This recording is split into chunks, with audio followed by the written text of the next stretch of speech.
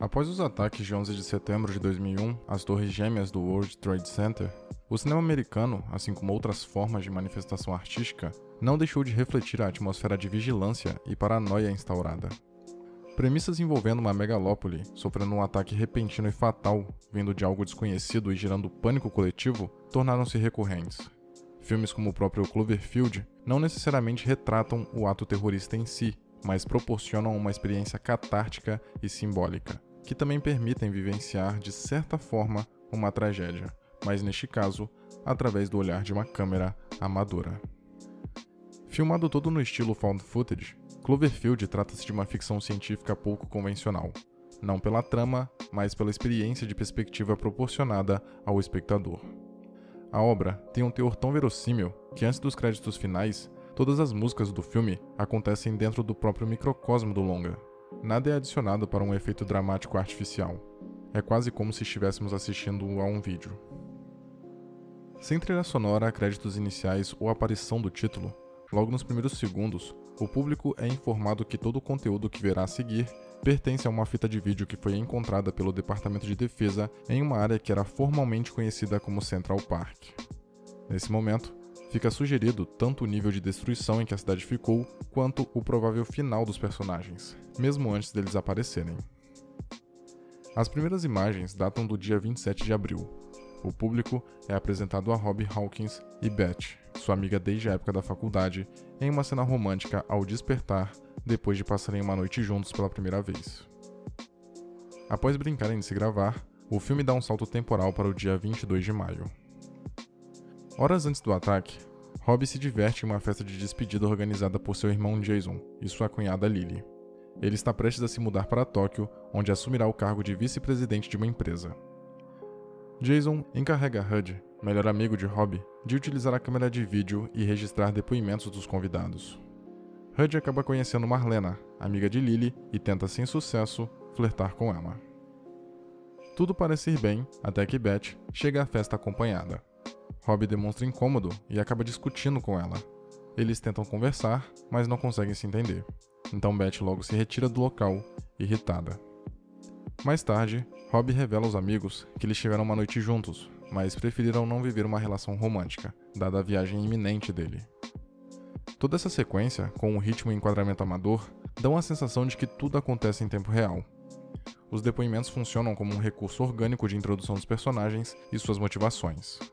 Os diálogos não são explicativos em excesso e nem soam forçados, permitindo uma leitura fácil das personalidades, conflitos internos e conexões existentes ali. Pouco depois da partida de Beth, todos são surpreendidos por um forte estrondo, que a princípio parece ser um terremoto, mas logo se confirma como sendo causado por uma estranha criatura gigantesca que, inicialmente, parece distante e não pode ser vista nitidamente. Contudo, logo demonstra do que é capaz ao lançar a cabeça da Estátua da Liberdade no meio da rua onde os personagens estavam. Durante a fuga, Robbie recebe uma ligação de Beth pedindo ajuda, desesperada, já que estava ferida e não conseguia sair de seu apartamento.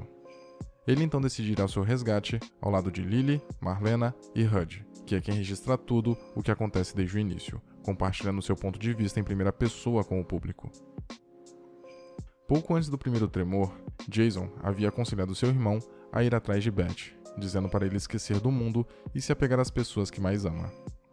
Essas palavras, assim como o sentimento de culpa por ter feito ela sair da festa, acompanham Robbie durante todo o desenrolar da trama. Falando nisso, o motivo do longa apostar nesse romance, na corrida desesperada de Robbie para encontrar sua amada, embora em nenhum momento o filme torne-se piegas por isso, é porque esta não é uma história de indivíduos buscando uma forma de entender a origem da criatura e derrotá-la de alguma forma. É sobre pessoas tentando sobreviver, mas sem nenhum tipo de instrução ou experiência, sem a menor noção do que deveriam fazer. Claro que percorrer a cidade em grupo, enquanto um monstro gigante circula por ela, para salvar uma pessoa que pode já estar morta, não parece a ideia mais sensata, mas certamente é a mais humana. Robbie estava apaixonado e, mais do que isso, sentia-se arrependido por não ter investido em Beth. Naturalmente, ele queria salvá-la, até porque a situação era literalmente de vida ou morte. Cloverfield é uma obra que visa manter o realismo e reproduzir um cenário provável para civis pegos de surpresa ao serem atacados por um monstro. Não é à toa o ar de falso documentário. Inclusive, outro aspecto da obra que eleva o nível de realismo é como são representados os militares que aparecem, pois a maneira como eles interagem entre si e com os indivíduos evidencia que eles não são heróis ou vilões, apenas pessoas fazendo seu trabalho. Essa abordagem contribui com a ideia de que esta é uma história trágica e sem esperanças por essência. Ninguém vai surgir do nada com uma solução efetiva. O diretor busca manter continuamente a sensação de que não é possível reverter esse cenário catastrófico. E este é um fator importante porque o prólogo do filme já dá a entender que o desfecho não é feliz, provocando ainda mais tensão às passagens vistas, como se todos ali estivessem sempre prestes a perderem a vida e correndo contra o tempo. Durante essa busca, os personagens estão literalmente em movimento, quase o tempo todo. Tudo é mostrado de forma crua e amadora pela câmera trêmula de HUD. Isso ajuda na credibilidade do realismo do falso registro amador, bem como a escassez de informação. O espectador sabe tanto quanto os personagens a respeito do monstro. Não existem explicações científicas sobre sua origem, suas motivações ou como derrotá-lo. Também não há uma espetacularização da violência, nem uso de recursos melodramáticos. O que mais se vê, predominantemente, são movimentos bruscos, imagens tremidas, vultos, sombras e, eventualmente, o próprio monstro. O diretor optou por revelar gradualmente e parcialmente sua aparência. Na época de lançamento, nenhum trailer ou material de divulgação continha ou dava pistas sobre o visual do monstro. Essa foi uma escolha acertada, já que permite a construção de um suspense palpável e pautado no conflito e drama humano, tornando sempre chocante a aparição parcial, vislumbres de patas e silhuetas, da criatura enorme por ser esporádica. Porém, mesmo que apareça pouco inicialmente, o espectador nunca esquece da ameaça que o monstro oferece, e definitivamente não impede a criatura de ser fascinante e de sempre roubar as atenções quando está em cena, mesmo que pela metade. O filme é eficiente em deixar a audiência aflita, sentindo na pele o que aquelas pessoas estavam passando em consequência do surgimento desse monstro. O roteiro nitidamente dá mais ênfase à jornada dos personagens centrais, em específico ao conflito de Robbie e sua consciência culpada. Porém, o tempo todo temos lembranças de que o perigo está à espreita e que qualquer um pode morrer inesperadamente. O misterioso monstro é um ser gigante, que tem a altura de um edifício de 6 andares e parece abrigar criaturas menores, parecidas com insetos, também capazes de ferir humanos gravemente. Como dito anteriormente, ele não passa muito tempo na frente da câmera, até porque os próprios personagens, motivados pelo medo, evitam olhá-lo diretamente, ou filmá-lo, no caso de HUD, enquanto anda livremente e imparável pela cidade. Mas a própria reação dos personagens é suficiente para a audiência temer o monstro, antes de vê-lo por completo, e compreender o senso de histeria coletiva, principalmente por causa da escala. Com a estreia em 2008, 3 anos após o lançamento da plataforma YouTube, Cloverfield faz uma leve crítica à compulsão por filmar e compartilhar tudo o tempo todo, incluindo o sofrimento alheio. Claro que a principal razão é a estrutura narrativa, que tenta simular uma filmagem real encontrada. Por isso, o instinto, entre aspas, do personagem com a câmera o diz para não parar de filmar em momento algum. Porém, mesmo na época, onde as redes sociais ainda não eram tão fortes e influentes, e portanto não existia uma necessidade quase irrefreável de se registrar e expor a própria vida, e a dos outros também, a crítica ainda funciona, porque faz referência às pessoas e veículos de imprensa que demonstram um certo sadismo ao presenciar atrocidades ou cenas de violência, por buscarem contemplar ao invés de conter. Do começo ao fim, é possível notar a preocupação com essa questão do registro audiovisual. Logo quando a confusão começa, por exemplo, observa-se muitas pessoas tentando fotografar e filmar o que ocorria com seus celulares. A televisão também exibe uma transmissão ao vivo do ataque, constantemente atualizando as pessoas com relação às providências do governo. O próprio HUD, que a princípio estava relutante em comandar a câmera por considerar algo chato, desenvolve quase uma obsessão por documentar tudo que ocorre com o grupo, como se isso fosse algo realmente essencial naquele contexto. Mesmo enquanto passa pelo túnel do metrô, escuro e repleto de ratos, tenta atravessar uma ponte em colapso ou presencia pessoas sangrando à beira da morte, ele não para de filmar. No final, são resgatados por um helicóptero militar e, por um instante, parece que tudo ficará bem.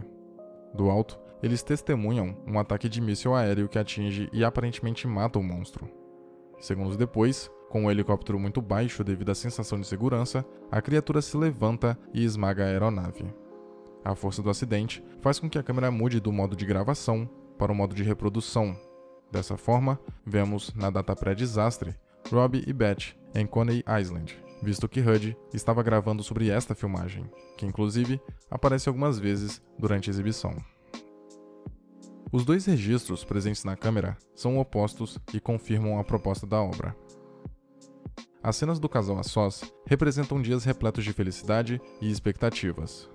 Já as cenas da noite do ataque exibem momentos de arrependimento e sensação crescente de impotência diante da inevitabilidade de um final sombrio, onde se comprova cada vez mais ser inútil nutrir a esperança de uma eventual reunião com entes queridos ou reversão da situação.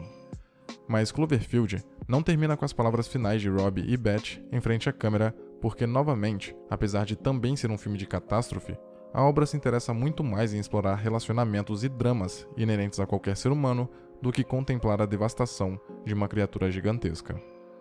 Por isso o longa se encerra com um casal em uma roda gigante enquanto estavam felizes com a presença um do outro.